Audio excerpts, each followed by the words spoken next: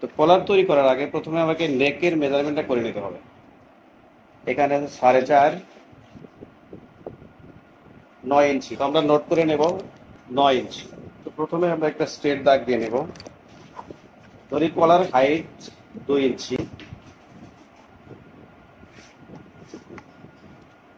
তো এই সাইড ধরো আমরা নেক, এখানে নেব আমরা 9 ইঞ্চি। এই 9 ইঞ্চিতে দাগ নেব। আর কলার আউটার এজটা, যেটা কলার আউটার এজটা আমাকে আরো 3/8 বা হাফ ইঞ্চি বড় নিলে এটা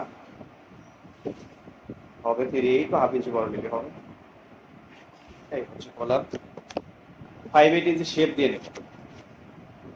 এই এখানে 5/8 ইঞ্চির দিকে নামে দেব, আর এখান থেকে এটা শেপ দিয়ে ধীরে ধীরে এখানে মিলে দেব। এবার আসবো কলার পয়েন্ট। এটা 238 নিলাম, 238। এবার এই শেপটা আমরা এইভাবে দিই। এখানে 9, আরেকটা জিনিস আমি যেটা ভুলে গেছি, 9 ইঞ্চি আমার নেক। তো এখানে 9 থেকে আমাকে 1/8 কম নিতে হবে। এই 1/8 হবে টাইগার।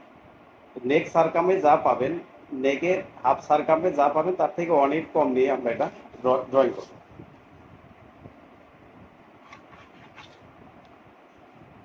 এই 1/8 আমরা ব্যান্ডের জায়গায় বেশি দেব। এবার কলার ব্যান্ড আসবে। কলার ব্যান্ড ধরে নিলাম 1 ইঞ্চি। এই 1 ইঞ্চি ড্র করলাম। এবার দেখো সেন্টার ফ্রন্ট প্লাকেট। এখানে সেন্টার ফ্রন্ট প্লাকেট আছে কত? 1/4 ইঞ্চি। তো 1/4 ইঞ্চির অর্ধেক হচ্ছে 5/8। এই লাইন থেকে 5/8 আর হচ্ছে আমরা যে 1/8 যেখানে কম নিচ্ছি, সেই 1/8 যোগ করে 3/4 নেব। তাহলে এই লাইন থেকে 3/4 দূরে দাগ দেব।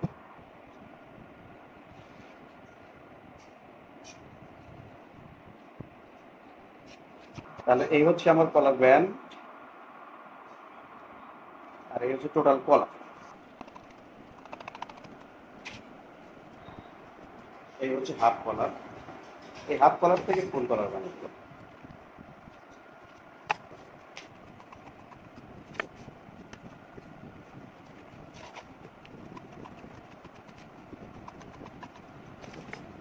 এই হচ্ছে কলার। এখন কলার ব্যান্ড বানাবো, শুধু ব্যান্ডটা রাখবো।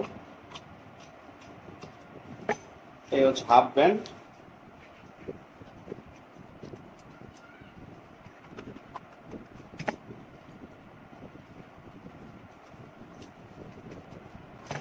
তাহলে এই হচ্ছে ব্যান্ড, এই হচ্ছে কলার।